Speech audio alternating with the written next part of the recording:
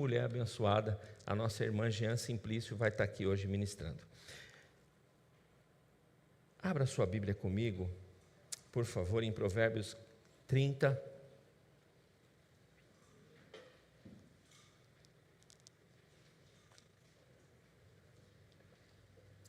Rafa,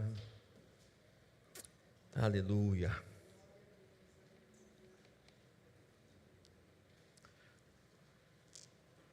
Versos 18 e 19. Provérbios 30, versos 18 e 19.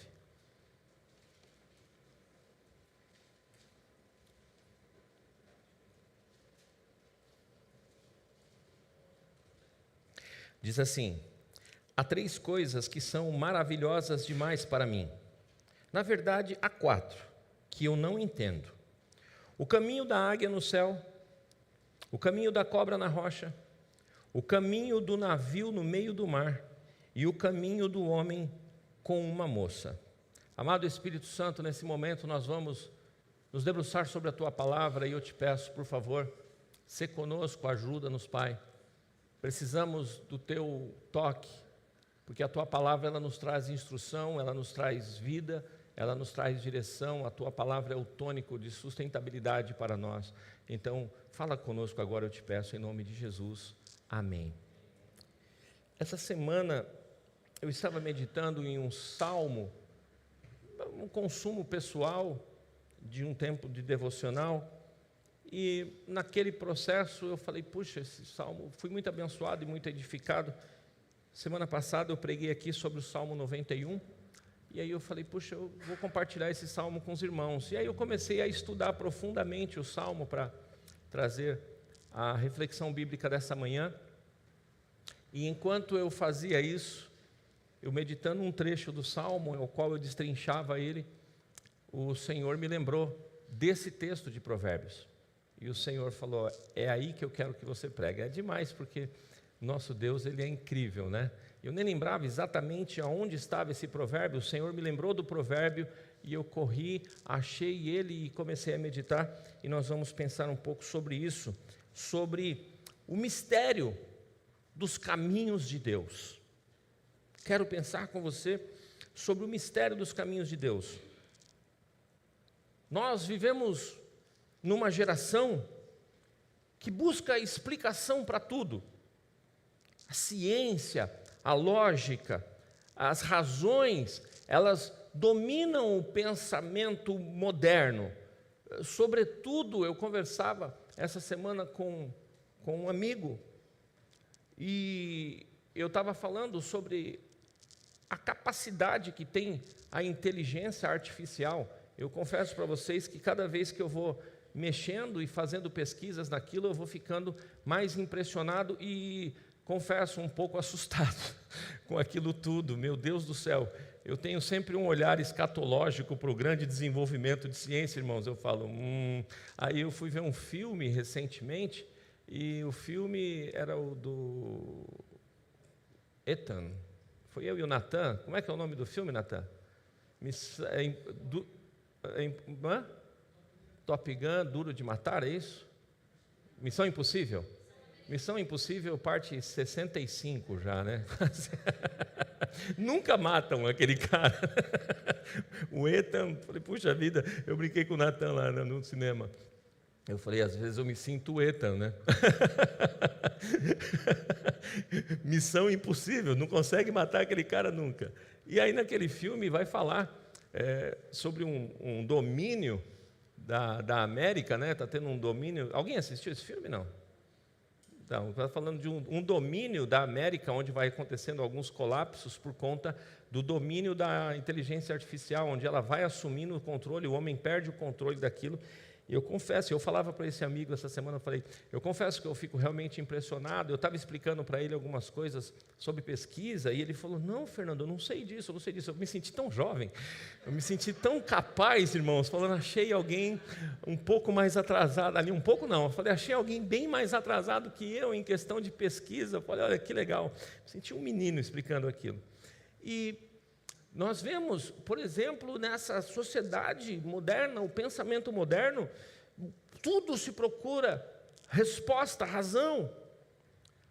Nós encontramos aqui esse provérbio, ele é escrito por Agur, é um pensador, um filósofo desse tempo, e ele, quando está compondo esse provérbio, Agur ele é um homem interessante, alguns dos provérbios que ele fala justamente da percepção da grandeza das coisas, e também ele vai chamar a atenção da percepção de algumas coisas que são muito pequenas, mas trazem em si um sentido muito grande. E isso questionava ele, isso mexia com a cabeça dele. E é lindo saber que nisso o Espírito Santo está trabalhando na vida desses homens e através da vida desses homens para uma percepção. À medida que nós vamos lendo a palavra de Deus, nós vamos pensando com eles, você vê o valor dessa questão do entendimento, de você parar e observar as coisas. Dia desses, eu dei aqui para os irmãos alguns exemplos e algumas tarefas interessantes de observarem as flores no campo, de observarem os pássaros cantando.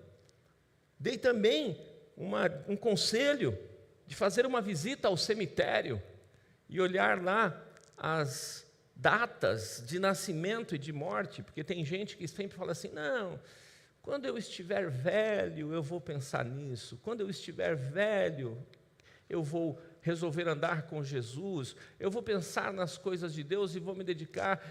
Primeiro eu vou construir tudo o que eu tenho que construir na minha vida, e quando eu já estiver mais velho, eu entrego um tempo para Deus. É dizendo assim, olha, eu vou cuidar da minha vida e depois o resto eu entrego para Deus. E é um ledo engano, é uma loucura, porque nós não sabemos se vamos estar vivos amanhã. Surpresas acontecem o tempo todo. Então nós temos que fazer o que tem que ser feito hoje, aqui, agora. O momento é esse. E Agur, ele reconhece que há mistérios na criação e na vida que ultrapassam o entendimento humano. E essa observação dele, dessas 4 imagens, que são bem simples, vão revelar algumas verdades profundas sobre os caminhos de Deus. E eu quero pensar com vocês sobre isso essa noite. É verdade, os caminhos de Deus, muitas vezes, eles são misteriosos. Mas acredite, eles são sempre perfeitos. Há um mistério que envolve a pessoa de Deus. Primeira coisa que eu quero pensar com vocês é essa observação que ele faz sobre o caminho da águia no céu. A águia, ela é uma das aves mais impressionantes da criação, porque ela voa nas alturas. A águia, ela tem um detalhe curioso, que em meio à tempestade, eu disse isso esses dias, mas agora hoje eu vou precisar aprofundar um pouco nesse tópico. Quando vem a tempestade não é um sinônimo de terror e pavor para a águia. Não. Quando vem aquela grandeza da tempestade, ela se sente desafiada e ela vai para cima da tempestade. Ela tem a ideia de observar, de não, aquilo que vem contra ela não acuá-la, como acontece com os demais pássaros que vão procurar os seus ninhos, vão procurar lugares para se abrigarem. Não, a águia, ela vai de encontro à tempestade, que ela fala, eu vou romper, e acima do ponto nascedouro, que são as nuvens, eu vou repousar acima da tempestade. Então, essa observação é de que as tempestades, elas não são para nos barrar, muito pelo contrário, elas são lançadas contra nós. Elas vão sempre haver tempestades, irmãos, sempre haverão tempestades, mas quando elas vierem, eu tenho que ter a posição do observatório da águia e falar, essa tempestade não é capaz de me matar, eu não vou correr para debaixo da cama, eu não vou correr para debaixo do meu abrigo, muito pelo contrário, de um abrigo humano, muito pelo contrário, por conta da força do Senhor, eu vou romper a tempestade e vou descansar acima dela. Ela enfrenta de frente, ela usa o vento contrário para subir ainda mais alto. Tem ventos contrários na sua vida? Existem tempestades na sua vida? Como você vai se comportar? Como um pombinho ou como uma águia? Nós temos que aprender com as águias. Nós temos que aprender com as águias. Essa águia, ela representa a visão espiritual. A águia, ela não deixa rastros no ar. O mover dela é visível. Da mesma forma, é invisível. Você só vê ela, mas você não vê rastros dela. E ela vai indo, vai sumindo, mas você sabe que está tendo um caminho, embora você não veja, ela consegue enxergar. O mover de Deus, queridos, nem sempre é visível em nossas vidas. Mas acredite, o mover dele é real. Você não consegue ver, mas você não enxerga o caminho dela no ar. Mas Deus, Ele consegue trazer essa mensagem para mim e para você, dizendo, olha, do jeito que a águia se move, você não vê rastros, não vê o caminho, eu também me movo em direção a você, você não está vendo, não há o caminho tangível, mas eu estou criando caminhos que você não pode ver, eu estou trabalhando na sua vida.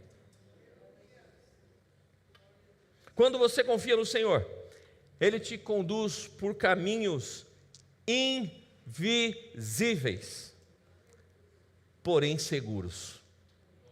Isaías 40:31 diz assim: mas os que esperam no Senhor renovarão as suas forças e subirão com asas como periquito, águias. Eu vou repetir para você a palavra do profeta. Mas os que esperam no governo da república, é isso? Mas os que esperam no apóstolo, no mestre, no bispo, no pastor Fernando Martins. Ainda bem, ufa. Mas os que esperam no Senhor, você tem que esperar nele. Naturalmente, renovarão as suas forças e subirão, meus irmãos, e subirão. É certo que as tempestades virão, mas debaixo dessa palavra eu também tenho outra certeza: subiremos como asas, como águias, aleluia, glória a Deus. Quando você não entender o caminho, olhe para cima, há um Deus que te conduz acima das nuvens, aleluia, acima da dúvida, acima do medo. Eu não sei se você sabia um detalhe sobre a águia. Ela só aprende a voar quando ela é lançada do ninho. A mãe águia olha para o bebezinho. Eu estava vendo aqui a Salma com aquela bebezinha linda, e ela encanou com o meu anel, e ela pegava o meu anel, e eu vendo, e eu lembrando desse trecho da mensagem, né? Eu falava, meu Deus, imagina a Raíssa, você tem coragem, Raíssa, de pegar e jogar? Vai, anda, menina. A mamãe águia, parece que ela não está tendo carinho, está tendo todo um tempo ali cuidando, de repente, lá de cima, ela pega, assim, acho que está na hora de você aprender. Aí ela vira, vai jogando do ninho e tuf, e a guiazinha vai, ó, despencando, e a mãe fica lá de cima, vendo, será que hoje vai? Acho que não vai. Vai chegar no chão para se esborrachar, a mãe águia vai dar um rasante. Ela dá o rasante, vai lá e segura. Parece que não foi a hora ainda, mas já pegou vento adverso, já teve um pouquinho da adrenalina, volta, coloca, dá mais um calorzinho e fala, amanhã tem a segunda lição e vai ter repeteco. Que coisa maravilhosa e curiosa. Deus não quer que eu e você sejamos filhinhos mimados, que não sejamos capazes de enfrentar adversidades e tempestades. falar uma linguagem bem moderna para vocês. Deus não quer gerar filhinho Nutella. Acredite, pastor Israel. No reino não tem vez para nutelagem. Não tem. Chega um tempo que, o apóstolo Paulo vai falar sobre isso, teve um tempo que eu tomava leitinho, coisinha de menino, coisinha de gente pequena. Chega uma hora que eu tenho que comer comida sólida. Trazendo para o linguajar brasileiro, chega uma hora que você tem que comer feijoada. Tem que comer comida sólida. É incrível. Vai ter situações que Deus ele vai olhar e falar assim, eu já boto fé em você. Ele vai chegar no ninho bem alto, lá em cima. Ele vai chegar no cantinho e falar assim, eu acredito que você pode voar. E vai jogar você. Ele não vai deixar você se esborrachar no chão. Ele é um pai responsável. Se essa natureza da águia é assim, imagina de nosso Deus grandioso e poderoso. Ele vai jogar, ele vai falar assim, eu sei que você pode voar. Vamos, eu sei que você pode voar. Ele vai tirar, do jeito que a mãe águia tira a águiazinha da zona de conforto, para ensinar a voar, o Senhor Deus vai te tirar da zona de conforto, para você fazer com que você venha voar pela fé. Quem aprende a esperar no Senhor, descobre asas para voar acima das tempestades.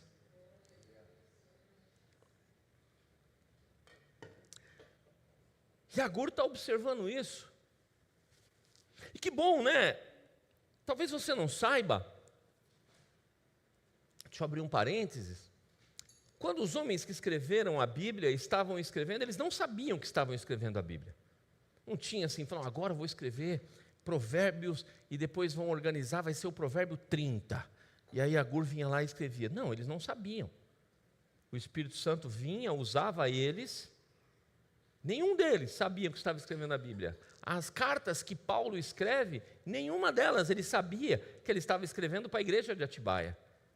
Na cabeça dele, ele estava escrevendo apenas para os irmãos lá de Éfeso. Na cabeça dele, ele estava escrevendo apenas para os irmãos da igreja de Corinto. Mas o Espírito Santo, na sua sabedoria, no seu poder, na sua onipresença, onisciência, já estava escrevendo para a igreja de Atibaia também. Fecho o parênteses. E quando eu olho para cá e eu fico pensando, essa semana eu me debrucei, depois que o Espírito me trouxe para cá, e eu falei, Senhor, que coisa incrível, porque provavelmente o Agur morreu sem entender essas 4 coisas. O Agur não conheceu os evangelhos. O Agur não conheceu as cartas de Pedro, de Paulo, de João. O Senhor, na sua amplitude de conhecimento, Ele está completando isso lá na frente. Então, o Agur provavelmente morreu sem conhecer, sem ter o entendimento dessas coisas. Mas quando você vai para os evangelhos e você coloca uma lupa da Bíblia para ler a própria Bíblia, você coloca lentes da Bíblia para ler a própria Bíblia, e é assim que se deve fazer, você olha tudo à luz do Novo Testamento, e você vê a grande revelação do Senhor Deus através da pessoa do Senhor Jesus Cristo. Naturalmente, nós podemos então ter as respostas que Agur não teve. Que coisa maravilhosa! A segunda coisa que ele olha, ele observa e realmente é curiosa. E eu fiquei pensando nisso, viu, irmãos? Com a minha cabeça musical, desculpe isso que eu vou falar sem nenhuma jactância, é pela etimologia da palavra mesmo, com a minha cabeça de artista entenda só que lida com arte, tá? É só isso. Vocês sabem que eu lido com artes, e eu peguei e fiquei refletindo, eu fiquei refletindo a reflexão de Agur. Essa semana eu fui meio filósofo. Fiquei filosofando com Agur, pastor Vieira. Fiquei aqui Falei, deixa eu filosofar um pouco com o filósofo. E aí fiquei pensando, eu falei, realmente é curioso. Imagino ele parado e observando o caminho da cobra sobre a rocha. Provavelmente eu e você, ao ver uma cobra,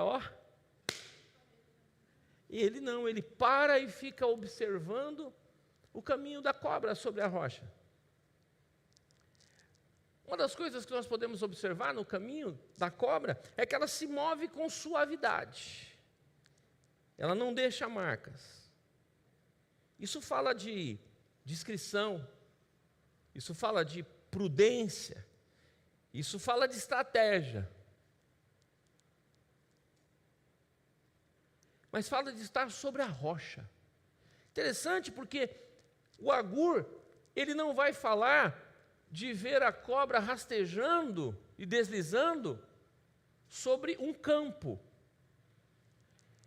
Tem uma citação aqui que faz toda a diferença, que é deslizar sobre a rocha.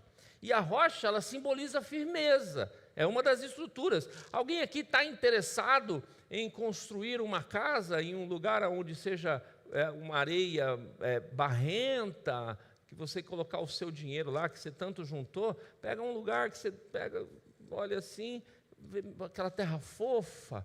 Alguém tem interesse em construir uma casa em algum lugar assim? Não. Imagina o quanto foi para construir esse prédio aqui, que tanto enfeia a nossa cidade, não os moradores, por favor, só o prédio, a estrutura, né? Nossa cidade toda linear, tudo bonitinho, de repente aparece um negoção desproporcional assim. Imagina o que foi jogado para baixo.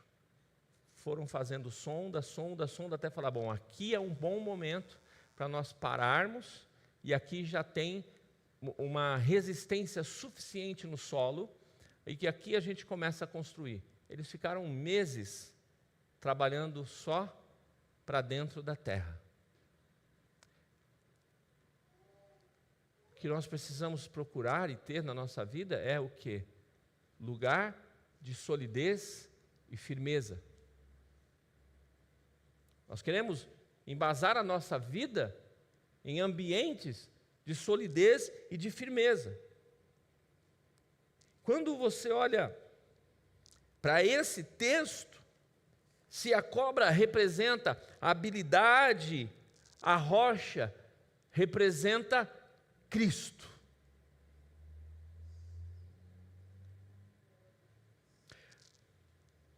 E eu fiquei pensando em algumas mudanças da geografia. Um lugar cheio de terra e do meio dela uma rocha estabelecida. Chove, chove, chove. Acontece um poço muito grande de água ao redor daquela rocha. Naturalmente é capaz de acontecer uma erosão.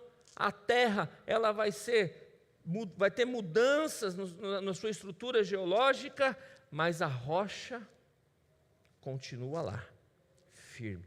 É por isso que a Bíblia vai dizer que Cristo, ele é a pedra da esquina, aonde aquele que edifica naquela rocha, aquela pedra angular, aquela rocha angular que é Cristo. Sem a rocha, todo movimento é vão. A serpente, ela avança silenciosamente. Deus, com os seus mistérios, ele se move, maioria das vezes na nossa vida, silenciosamente. Ele se move onde ninguém percebe. O silêncio de Deus, meus irmãos, não é ausência, é uma estratégia divina. Por favor, não ache que Deus se esqueceu de você. Deus está em silêncio. Deus se esqueceu de mim. Deus, ele tem as suas estratégias.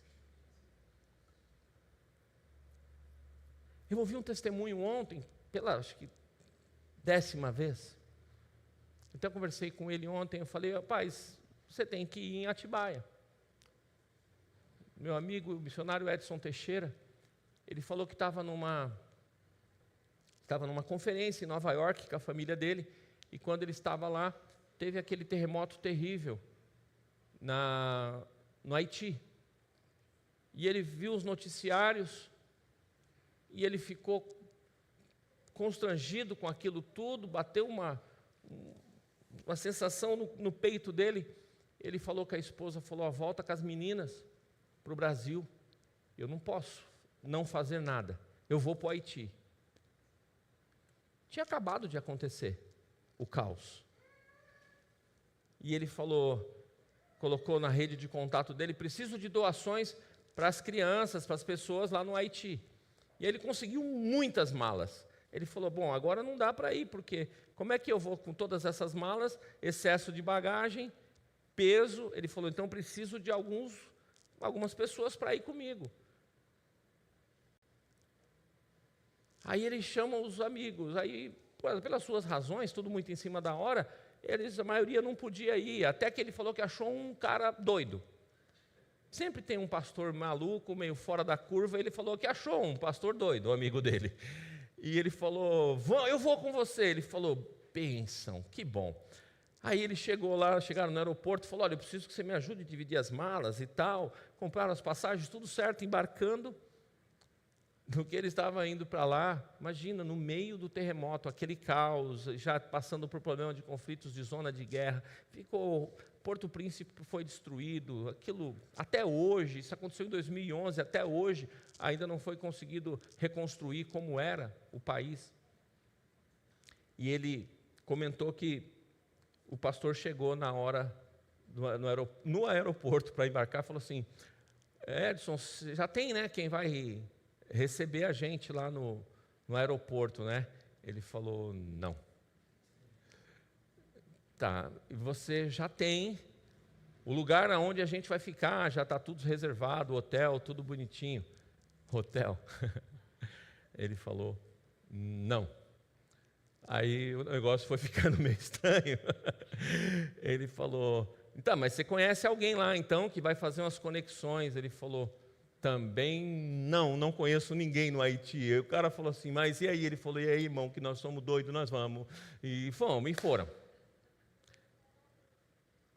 Aí quando ele chega lá, no meio daquele caos, ele falou, Senhor, eu estou aqui, eu sou teu, tudo é teu, faz alguma coisa, se move, eu estou aqui, é o lugar que eu preciso estar. A Renata e o Juliano estavam lá também ontem, sexta e ontem, eles ouviram também esse testemunho. Esse é o lugar, Senhor, faz alguma coisa. E de repente aparece um tanque de guerra no meio daquele caos. Era um ambiente porque o terremoto acontece no meio de um processo de guerra civil que estava acontecendo lá no Haiti.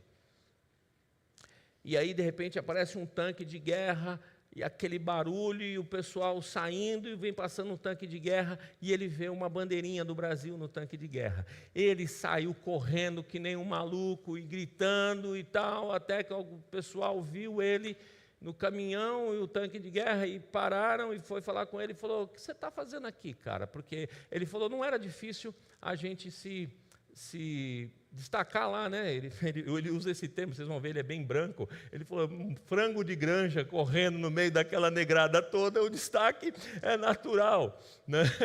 E aí ele pegou e disse, o camarada chegou, você está fazendo aqui, cara? Falou, eu estou aqui. Ele falou, você não pode estar aqui, você é maluco, cara? Isso aqui é uma zona de guerra. Aí ele falou, os caras olharam para ele e falaram, você é missionário? Sou. Aí chegou o comandante daquela guarnição. Falou, você é missionário? Sou. Evangélico, cristão, protestante, do Senhor Jesus, de verdade. Ele falou, então a paz do Senhor. Nós vamos organizar tudo. E hoje nós temos no Haiti alguns lugares que cuidam hoje de cerca de 300 crianças. Nós estamos envolvidos com isso. Nós aqui dessa igreja sustentamos parte de um dos missionários que está lá, missionário Diego Augusto, que cuida da evangelização e do cuidado de adolescentes e crianças através da escolinha de futebol. Há um silêncio.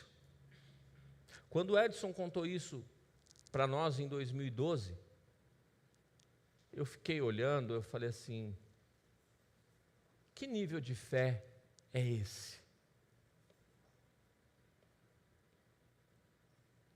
Silêncio, vai tendo silêncio, vai tendo silêncio, vai tendo silêncio, vai tendo silêncio, e de repente Deus se manifesta. 1 Coríntios 10, 4 diz, na segunda parte, e a rocha era Cristo. Permaneça sobre a rocha.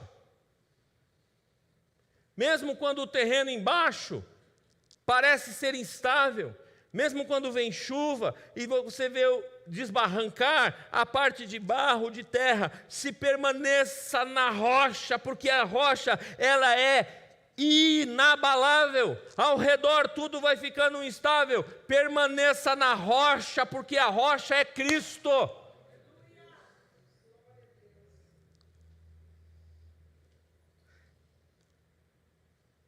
Vai tendo uma situação, um mover silencioso sobre a rocha.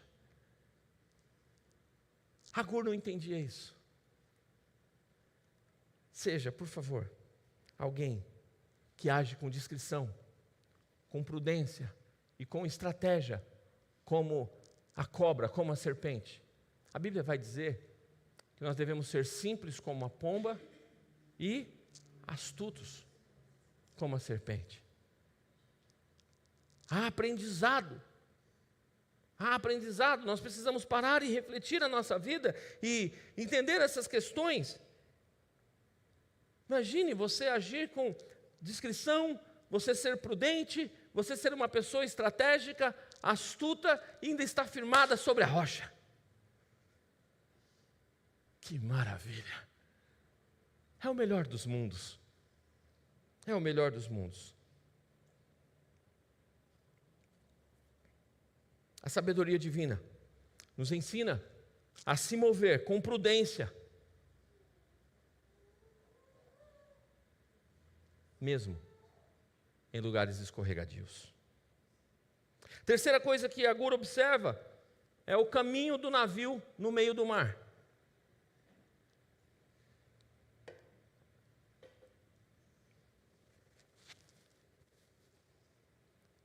Eu dei risada, eu já disse para vocês que eu leio a Bíblia, eu dou risada, eu choro, eu me divirto, né? Eu não sei como vocês leem a Bíblia, mas eu procuro me... Eu fiquei olhando assim, eu falei, Deus, eu sou muito carnal, Pai. Porque pensando nesse navio aqui, eu já pensei logo no cruzeiro, sabe? Eu falei, olha como eu sou carnal, como minha visão é pequenininha. Meus queridos, pastor Vieira, irmã Érica, eu sou muito pequenininho. Eu fiquei pensando, eu só pensaria aqui, olhando o navio, pensava, eu dentro desse cruzeiro. Enquanto o homem aqui, inspirado pelo Espírito Santo, ele está vendo uma coisa bem mais profunda. Falei, Deus, me ajuda a abrir a minha visão, Senhor, eu preciso enxergar muito mais. Como eu fui pequeno, meu Deus. E eu comecei a dar risada. Eu confesso para vocês, eu estava lendo, eu pensei nisso, eu falei, meu Deus, como eu sou fraco, Senhor. Eu pensei no cruzeiro. Esse homem já está pensando em coisas muito maiores. Ele está pensando no caminho do navio no meio do mar. O navio, ele é maravilhoso, maravilhosa essa percepção de Agur, porque o navio ele também atravessa mares revoltos. Vocês já viram, tem tempestades que pegam o barco e joga assim, um negócio desesperador, vem aquelas ondas, joga o barco, volta, e os camaradas estão lá firmes. O navio ele enfrenta ventos, enfrenta tempestades, mas ele segue guiado por uma bússola e também por um timão.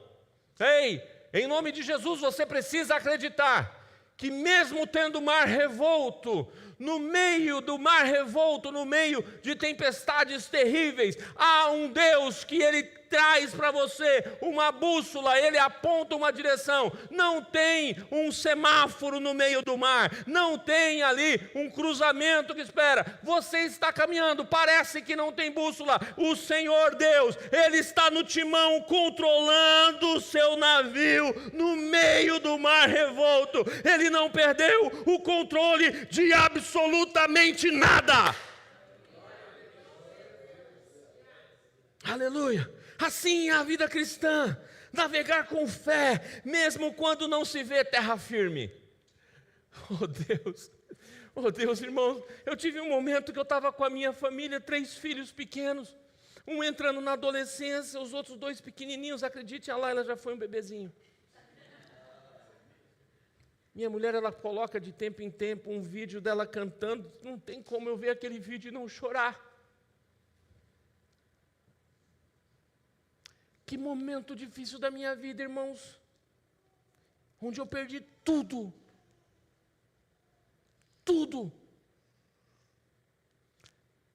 menos a minha fé. Eu me lembro de uma das vezes, porque foram várias, eu falei: Senhor, eu já não sou mais tão novo, o mercado de trabalho, eu vou ter alguma dificuldade, mas o Senhor me deu capacidades e algumas profissões, eu tenho mais do que uma, e eu falei: eu creio num Deus que move situações, pode me tirar dessa situação de um dia para o outro e me colocar numa condição muito melhor.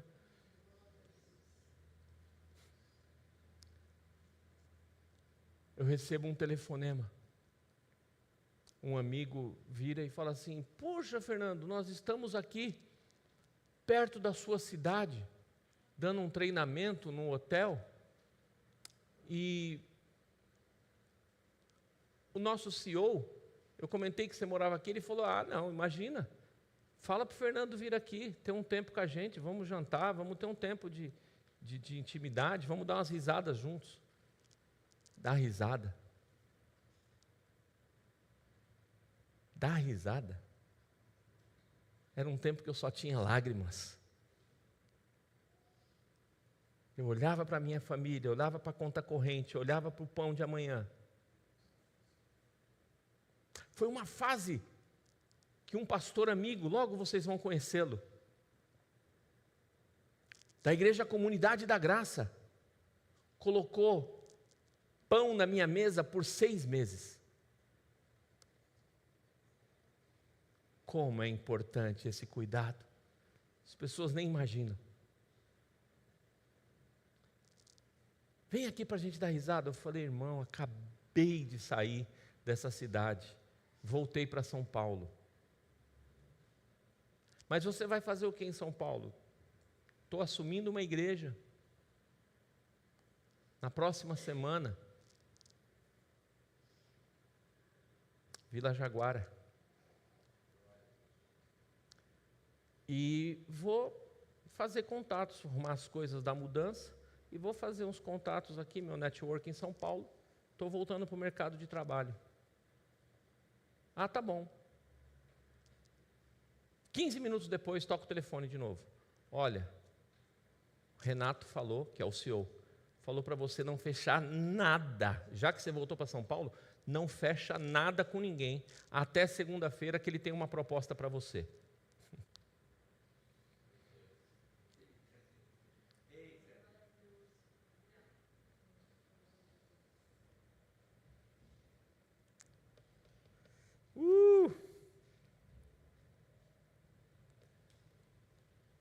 Você não vê o vento, mas você sabe que ele está impulsionando.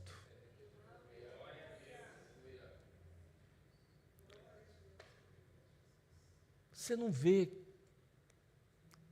você não consegue apalpar esse ar que está te mantendo vivo agora, mas você sabe que ele existe.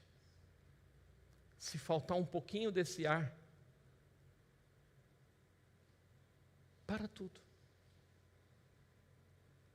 E às vezes nós nem lembramos do ar, né? Você já agradeceu pelo ar que você respira hoje? Agradece agora, aproveita. Aproveita. Imagina se faltar o ar. Hã?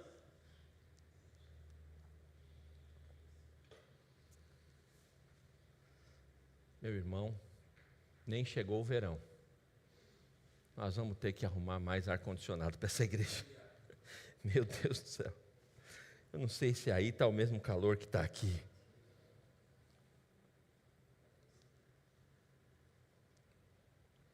O vento ele pode mudar, as ondas podem subir, mas quem tem capitão certo no navio não vai naufragar o navio.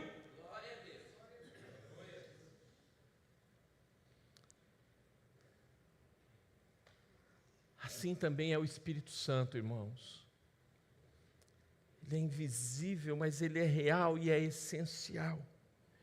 João 3,8 vai dizer: o vento sopra onde quer, assim é todo aquele que é nascido do Espírito. Por favor, mesmo em meio a tempestades, confie na direção de Deus. Ele sabe o destino, mesmo quando o mapa desaparece.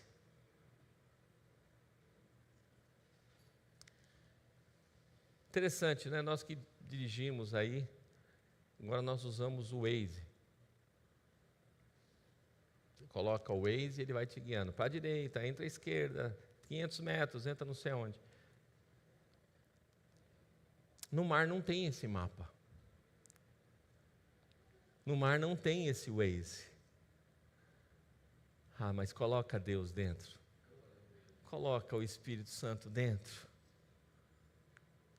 Dá o timão do teu navio para ele controlar.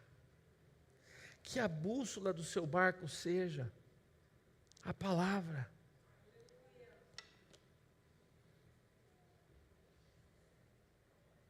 O capitão de um navio, em noite de tempestade, meus irmãos, e até alguns dias, não consegue ver o porto, mas confia na bússola.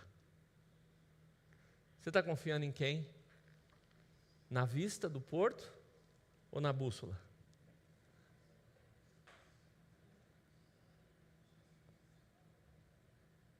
É incrível, imagina, no meio do mar, tudo escuro, tempestade, e ele só olha para um lugar, para a bússola. A bússola aponta para cá. Porque, olha, não vê nada. Não adianta ter farol de milha, xenon, não adianta ter painel de LED, farol de LED, não adianta nada.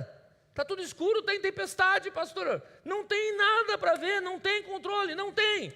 Só tem uma bússola e ele acredita naquele negocinho. Ei, a sua vida só precisa de uma bússola. Você só precisa olhar para essa bússola.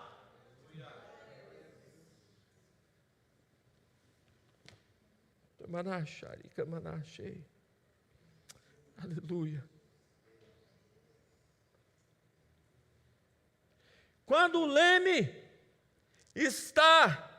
da sua vida está nas mãos de Cristo, nenhuma tempestade te afunda. E última percepção desse homem, o caminho do homem com a mulher. O que ele está olhando aqui? Para o casamento em si? Estou falando de um homem e uma moça.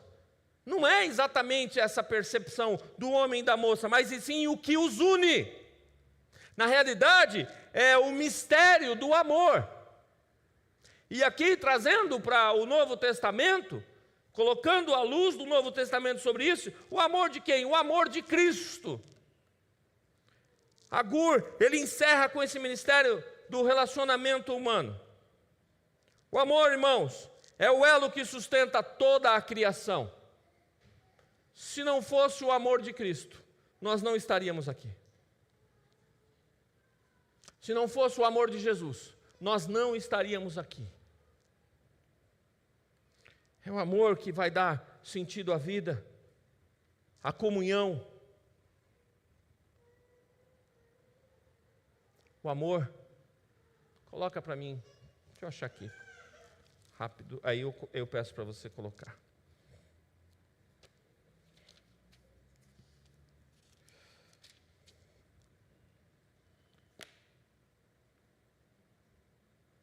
É, o 1 mesmo. 1 Coríntios 13, 1.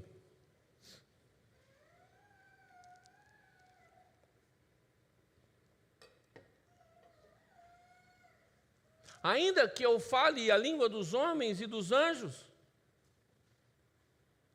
falar a língua dos anjos é algo incrível. Se não tiver amor, serei como um bronze que soa, ou como um símbolo que retine. Ainda que eu tenha o dom de profetizar, e conheça todos os mistérios e toda a ciência, ainda que eu tenha tamanha fé a ponto de transportar montes, se não tiver amor, nada serei. Ainda que eu distribua todos os meus bens entre os pobres, e ainda que eu entregue o meu próprio corpo para ser queimado, se não tiver amor, isso de nada adiantará. Pode parar aí. Valorize o dom do amor. Viva com ternura e lealdade, pureza. Lembre-se, quem ama reflete o próprio Deus.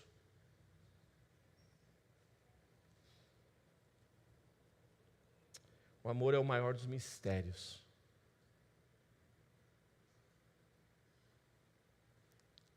Eu me lembro que eu tocava numa banda chamada Banda X. Aí eu fui tocar. Chamaram nós para fazer um evangelismo de rua, que era o que nós fazíamos. A turma de adolescentes. Nós íamos para as ruas de Guarulhos e depois isso ganhou um vulto tão grande, nós começamos a ir para São Paulo. E uma igreja lá no bairro da Zona Norte, chamado Mandaqui, uma igreja, o Brasil para Cristo, chamou a gente para fazer um evangelismo. Um grande supermercado, hoje acho que talvez o segundo maior supermercado, na época era o maior supermercado do bairro, da região. Aí nós fomos lá durante o dia, fizemos o evangelismo, e à noite nós terminávamos na igreja. Quando acabou, veio uma menina linda conversar com a gente. Os jovens, vieram conversar com a gente. Uma menina linda, com uma franjinha aqui assim. E aí, eu percebi que ela estava me olhando, com aqueles olhos galegos. E eu estava guardando alguma coisa de instrumento, e eu voltava o olhar, tinha alguém assim para mim. E eu dava uma desviada, estou na igreja, sou crente, meu Deus, não vim aqui para isso. E eu voltava a mexer nas minhas coisas e tal, quando eu passava, dava uma olhada de rabo de olho, tinha alguém assim para mim.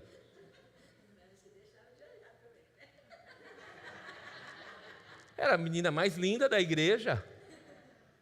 E estava olhando para mim. Aí eu conversa vai, conversa vem. Na outra semana nós estaríamos no mesmo bairro, só que numa igreja Assembleia de Deus, fazendo o mesmo tipo de trabalho. Os jovens daquela igreja ficaram sabendo e foram todos para lá. E quem estava lá?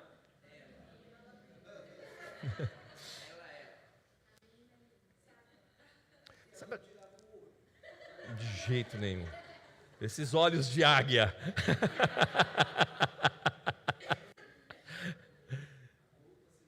Pensa num negócio que mexeu e desestabilizou. Eu falei, será que é ela, Senhor? Será? Eu estava num nível tão forte assim de intimidade com Deus naquele tempo, que eu fiquei, e se for laço? Pensei, eu era o único daquela turma, o único que tinha telefone fixo em casa, Celular, imagina, nós nem imaginávamos, nem no filme dos Jetsons nós imaginávamos que teria esse telefone celular. Aí eu olhei, precisávamos conversar, porque a gente vai no Renascer em Cristo na segunda-feira, e não sei o quê, vai no Pedra Viva, nós também vamos e tal. E aí o telefone, que é o telefone que tem que dar, o meu. Dali já veio telefonemas e tal. Eu não tinha como entrar em contato com ninguém, porque ela não tinha telefone. Então ela... Entenderam? Investiu.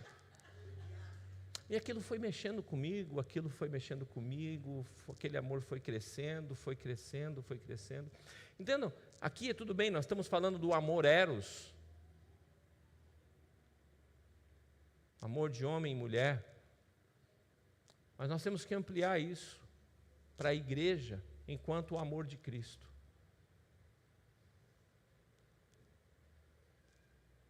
É um mistério.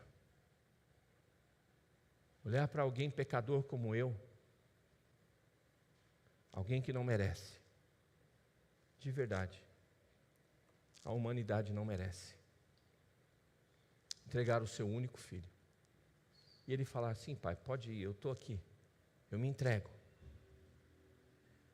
deixar a sua glória, deixar aquele ambiente de adoração, de pureza, para vir lidar com pecadores e resgatar o homem, e ainda a grande maioria da humanidade o rejeitar,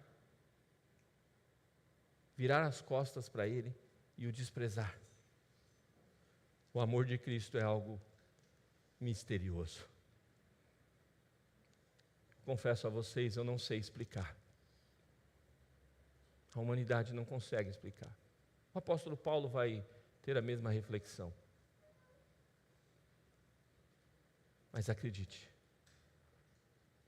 esse amor é maravilhoso. É um amor que une.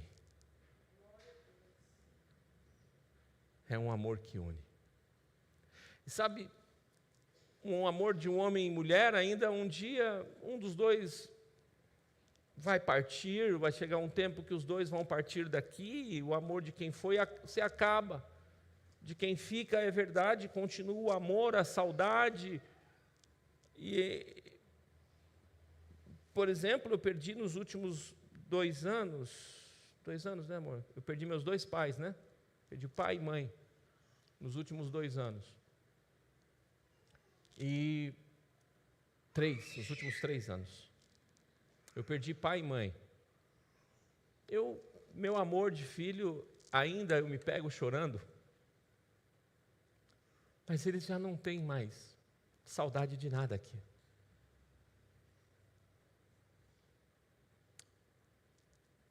Eles estão hoje vivendo na dimensão do amor do Pai. Quando nós olhamos para o amor de Cristo, é esse amor que vem, nos abraça aqui, mesmo sem merecer, esse mistério. E nesse mistério lindo, ele ainda vai dizer: filhos, eu te amo agora, enquanto vocês são imperfeitos. E quando vocês passarem daqui, vocês serão perfeitos, e aí eu vou continuar amando vocês. É uma relação de amor que nunca vai acabar. O mistério do amor de Jesus. Nós temos que observar essas 4 coisas. Temos que ser como um aguro e observar esses caminhos misteriosos da vida. O apóstolo Paulo, em Romanos 11:33, ele vai cantar uma poesia, vai escrever uma poesia que é: ó profundidade das riquezas, tanto da sabedoria como do conhecimento de Deus. Quão insondáveis são os seus juízos e quão inescrutáveis são os seus caminhos. Talvez hoje você esteja em um caminho que não entende. Talvez hoje você esteja num tempo de incerteza ou de espera. Mas saiba, Deus, Ele está guiando você e a sua vida, Ele está te cuidando, Ele está guardando você em todo o tempo. Você só chegou até aqui por causa da proteção, do cuidado e da guia dEle. Como a águia, Ele te elevará. Como a serpente, Ele te sustentará em rocha firme. Como um navio em meio a mares revoltos, Ele te conduzirá, e com o amor Ele te envolverá. Aleluia! Confie nos mistérios de Deus. Pastor, você está sem entender o porquê tantas vezes foi desmarcado aquele processo. Confie nos mistérios de Deus. Joga na mão dEle e deixa Ele cuidar e trabalhar. Ele é o juiz dos juízes. Confie nos mistérios de Deus, porque aquilo que você não entende hoje será testemunhado amanhã. Por favor, coloque-se de pé.